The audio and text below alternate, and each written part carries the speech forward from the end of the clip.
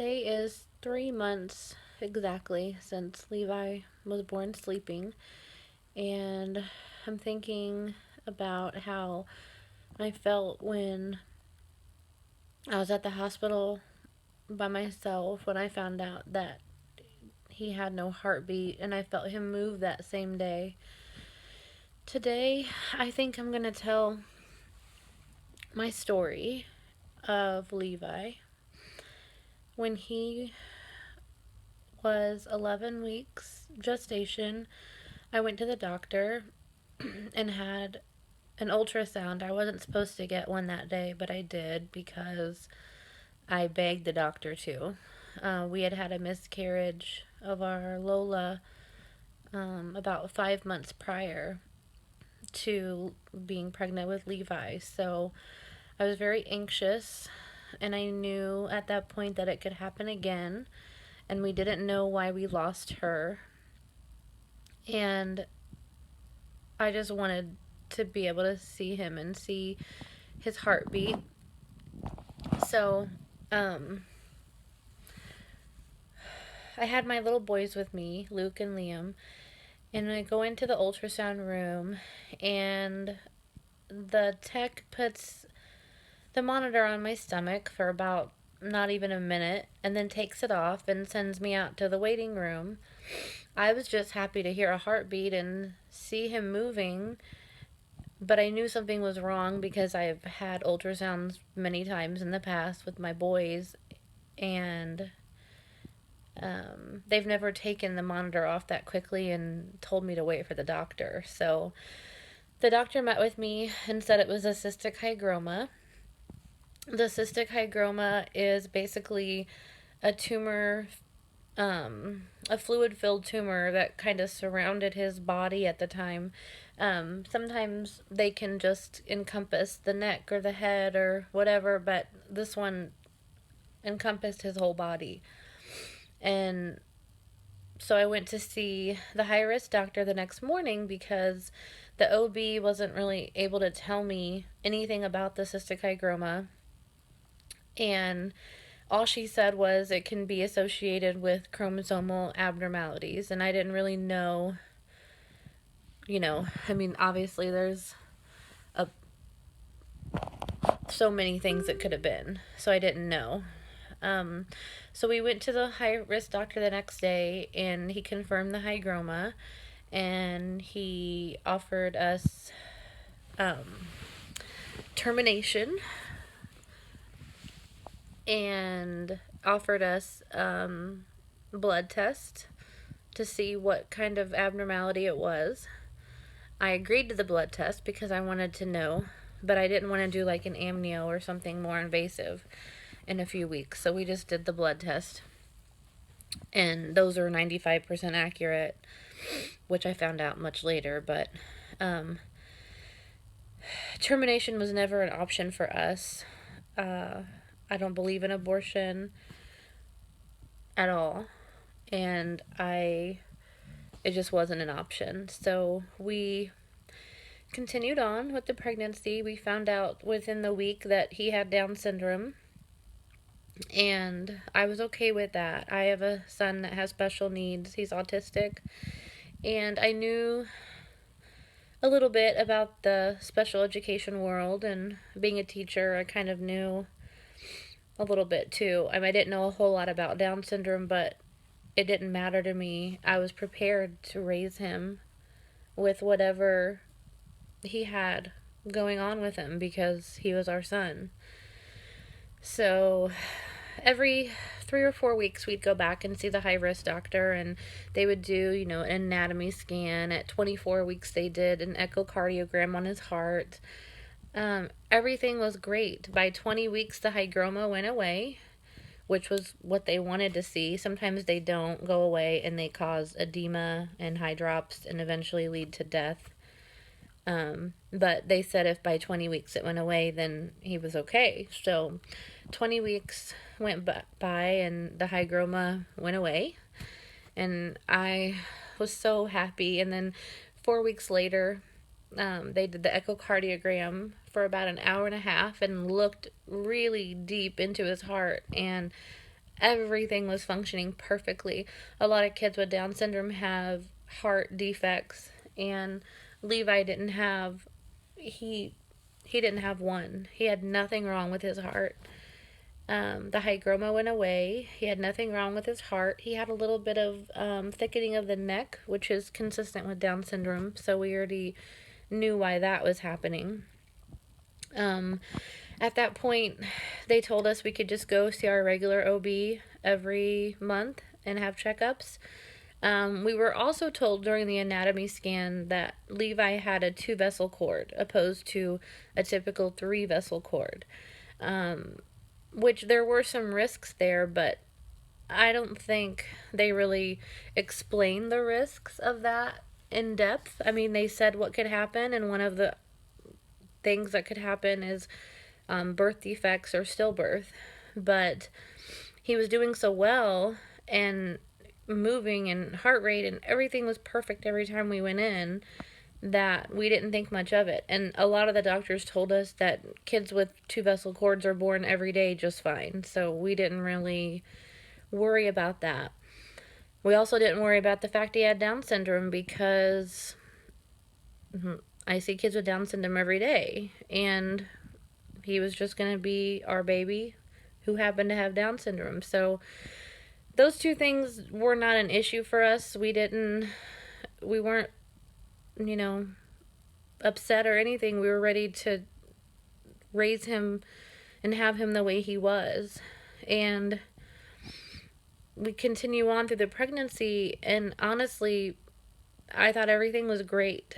They did say that starting at 32 weeks, we should have an ultrasound every week done, a non-stress test, which is where they just listen to the heartbeat and kind of monitor his movements, and then a physical profile, which is done by ultrasound, where they watch different things on the monitor to make sure, like, he's doing his breathing exercises and everything like that. And he actually started doing that at 26 weeks, and they don't even start looking for that until 30 to 33 weeks. So he was already, ahead of everything, and he was actually growing way bigger than they thought he would too. I remember going in at 34 weeks for my BPP, my biophysical profile, and they measured him, and he was already measuring at 6 pounds 9 ounces. 2 weeks prior to that 34-week checkup, he had slowed down on moving, like to the point where he wasn't moving at all. And it really worried me, because he moved all the time. I would always sit there at night and have Jim watch my stomach and have him, touch it, and we could just sit there and watch him move all night. He was so active and so busy all the time. And so when he stopped moving, like around 32 weeks, I got really nervous and called the doctor, and they brought me in and did an ultrasound and everything, and he was doing everything right, and they sent me home. They said, you're fine. We'll come back for your next week, your regular tests, and we'll go on. So the 34 weeks, he got measured at 6'9", and then that weekend, he stopped moving again. And the reason they said he stopped moving the weeks before was because he went head up, and he was so big that he really didn't have a lot of room to move. So when he stopped moving at the end of the 34 weeks, I just assumed he went head up again. So that Sunday night on December 11th, I got my Doppler out and listened to his heartbeat. It was 135 like it had always had been. And so that gave me some peace and some comfort, because I knew that even though he wasn't moving a whole lot, he was, the doctors kept saying, well, he's so big, and, you're stretched out to the max, he can't move. And so I just believed them and went with that. It still bothered me, though, that he wasn't moving. And then the Monday after, I was at Children's Mercy Hospital with my son, who's autistic. He has a feeding tube, and he had some granulation tissue that needed to be removed surgically. So he had to go under anesthesia that day. And everybody was working, so I was there with him by myself. And at this point, on that day, I turned 35 weeks pregnant with Levi. And I had been having contractions for weeks and weeks and weeks, Braxton Hicks, whatever you want to call them. I've been having them a lot. And that morning of the surgery, I was having a ton. I just thought it was because I was tired. I wasn't sleeping very good. And I thought it was just stress from Liam having surgery and everything. So his surgery kept getting pushed back, pushed back. He had his surgery finally like around 2:30 that day. He was supposed to have it at like 11. So we had been there since 8 a.m. I finally got some lunch like around 3 when he was recovering in surgery, and then went back up to meet him. Still having a ton of contractions like all day. I was tracking them on my phone. So we left the hospital about 5:30 that night and drove home, and Liam was doing great. He was kind of tired, groggy, but he was doing great. I was really tired because of all the contractions, but I got home, put my feet up, drank some water, thought that they would slow down, and they didn't. And I really thought I was just going to have him that night, or maybe they would stop my contractions. But either way, I went in because I was worried that, I'm having all these contractions. Am I in labor? Like, it didn't feel like labor, but they were stronger. So I just went in to get checked out, and Jim stayed home with the boys because, like I said, Liam's fed with the feeding tube, and we don't really have many people to watch him. My mom knows how to feed him, and just a few other people.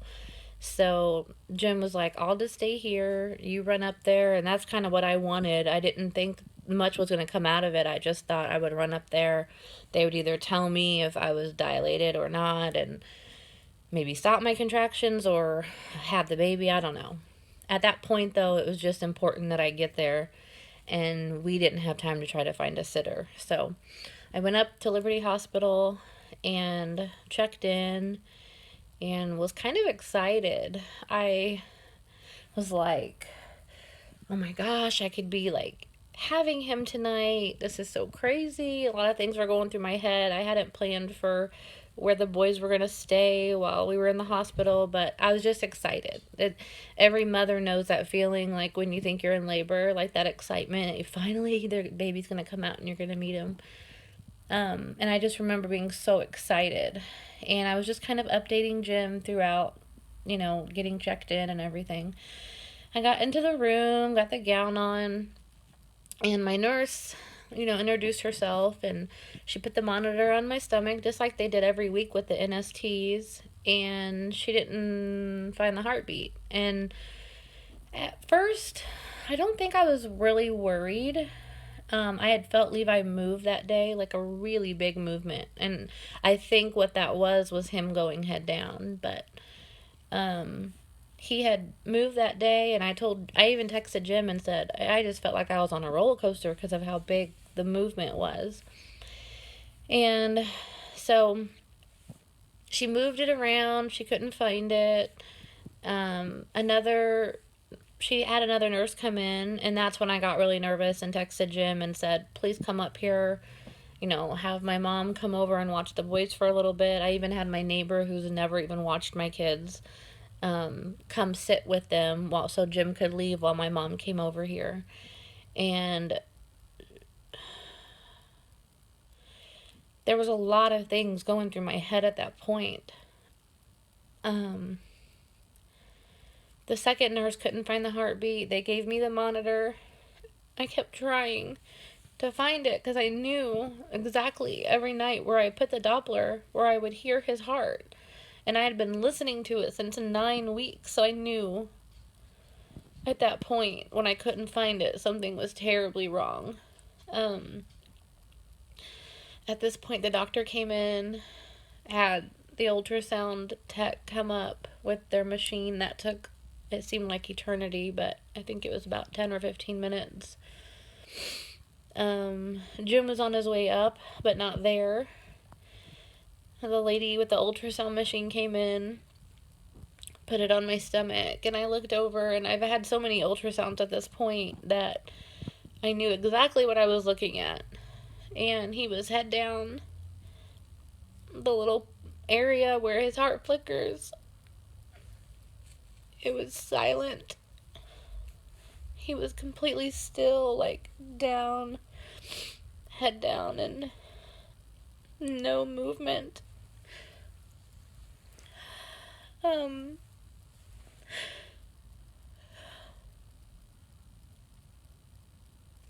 the ultrasound tech wouldn't say anything to me, but we both knew. And usually, ultrasound techs can't say anything to you. They never do. And I said, I'm not waiting for the doctor to come in. You need to tell me what is going on. I think I was cussing and screaming, and I don't know what I said to her. And she told me there was fluid in his lungs and that he had passed away. And I didn't understand the fluid. But she told me later that when they die in utero, they inhale the amniotic fluid, and that's why it was in there. She said his head was kind of swollen, and his stomach was swollen, I guess, from the fluid. And then she took it off and wheeled the cart out, and I just remember sitting there wishing that, number one, Jim was sitting right there with me, because he was at every high-risk appointment with me. He was at most, every doctor's visit, except towards the end when, we were just doing the routine weekly checkups. My mom would go with me, because usually he was at work. And so it seemed like forever for him to get there. And then, before he got there, the doctor came in. This is the same doctor who did my DNC after I lost Lola, which is a procedure where they take the baby out. And it was hard seeing her again. And then her telling me that Levi was gone, which I already knew. And she gave me the option to go home, which to me made no sense. You're so messed up in that moment, though, that you don't even know what is happening. I went from being happily pregnant, expecting my son, having everything here ready for him at home, going to the hospital to finding out that he's no longer alive, and I'm supposed to make these big decisions while I'm sitting there in the bed sobbing, screaming, trying to understand what the hell just happened. And I don't really remember what happened. I just remember telling her that I wanted to have him. I didn't want to leave. So she left. They all left, and I just sat there. And then Jim came in right after, and he was like, so what's going on? And then the last thing he knew, they just couldn't find the heartbeat, but I hadn't had the ultrasound or anything, so I just kind of screamed, I think. And I said, he died. And he just kind of looked at me like, what? It was just so surreal. And it still is, 3 months later, that he was gone. After that, my sisters came up, my dad came and visited. At that point, I was in labor. Labored all through the night. Into the next day. My mom got there the next day, thank God, because she was supposed to be in the room with us when we delivered him. We had planned that, but not in this situation. But I still wanted her there. And so I gave birth to him at 4:39 p.m. the next day. He was a full-grown baby. 6 pounds, 15 ounces. Perfect. He had this layer of skin that was kind of peeling off of him, so that was kind of hard to look at, but he was still perfect. Every little toenail, fingernail black curly hair like mine. He was just beautiful, and I held him. Jim held him, my mom held him, my sisters held him that evening.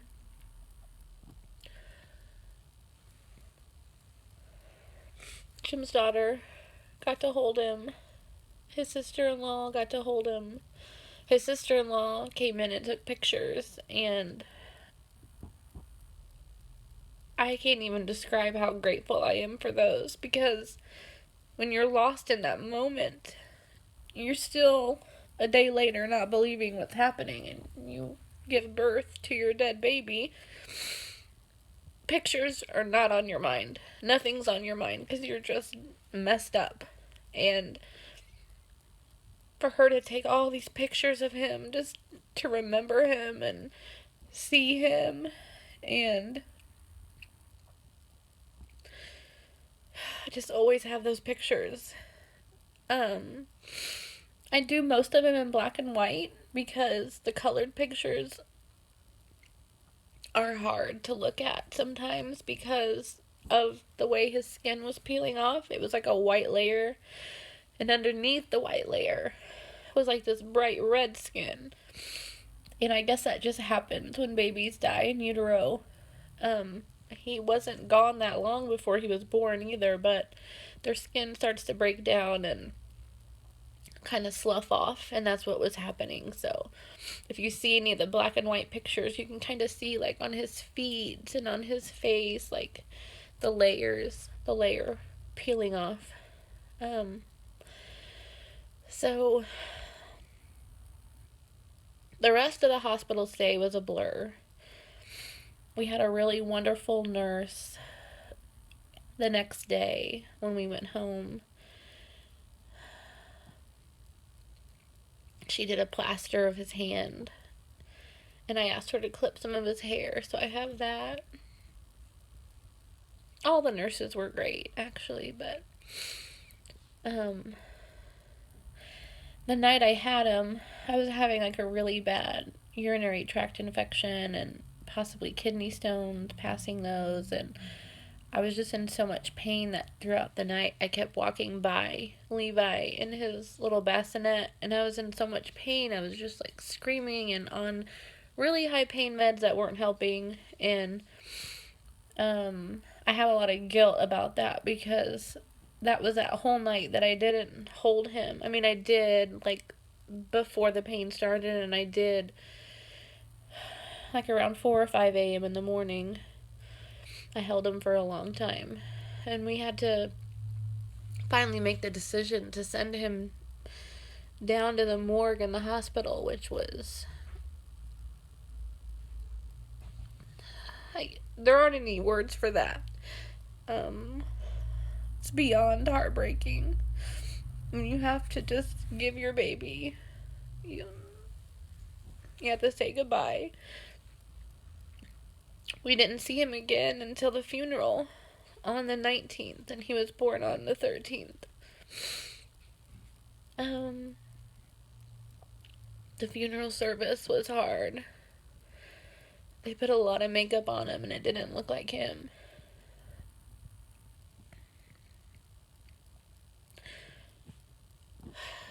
That's my story, and it's been 3 months. The pain never ceases. It hurts all day and all night. And you have to just live life. Everything keeps going. I still have to take care of my kids that are here.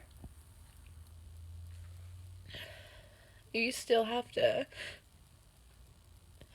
move along, and it's just not right.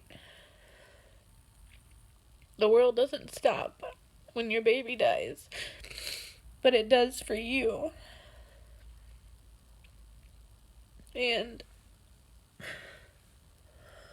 that's the hardest part, is watching everybody move on, and you're like, my baby just died. How are you moving on, and then the only thing you want to do is talk about your baby, and nobody wants to listen.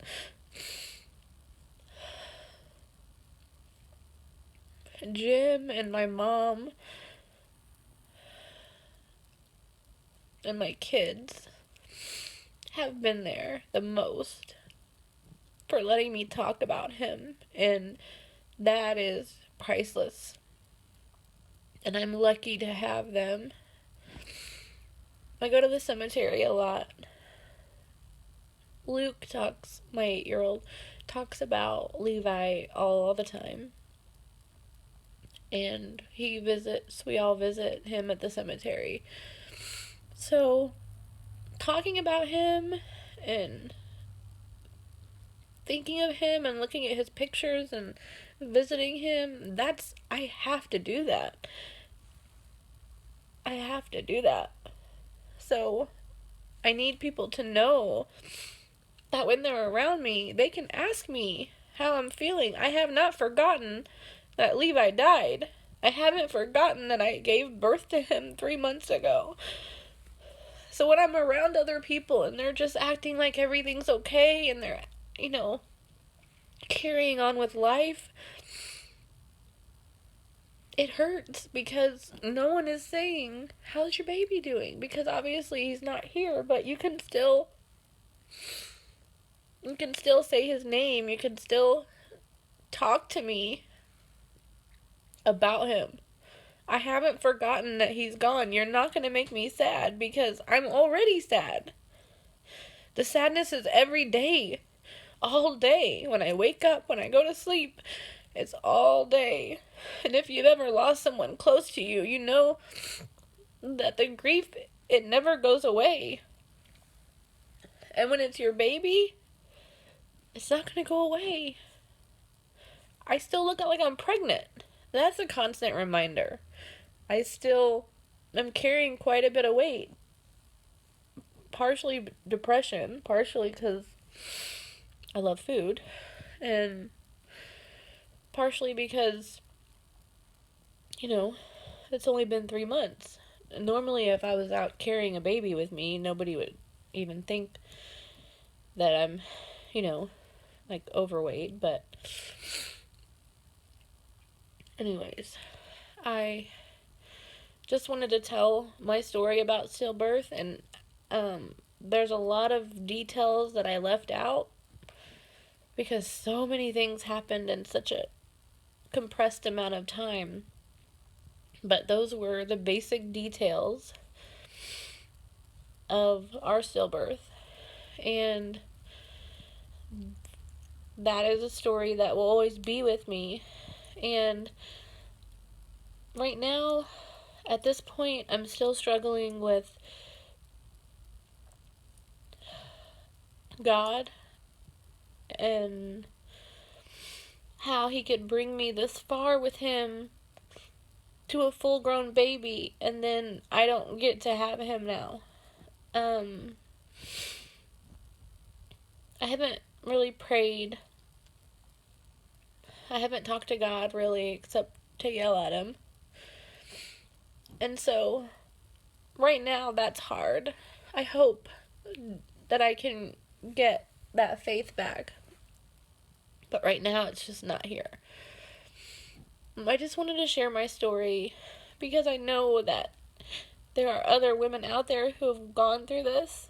Stillbirth is 1 in 160. And I know that there's women who will one day, unfortunately, experience a stillbirth. And even me telling my story doesn't give you the feelings that I feel. But if there's one thing that you can understand from this, and from anyone close to you that goes through this, it is a lifelong process that never ends until you die. And people want you to get over it and feel better, but you're not going to. And you just have to let those people talk about their babies and be different, because you're not the same after that happens to you either. You just have to keep going. And there were times that I didn't even want to do that. So I'm here, and that's my stillbirth story.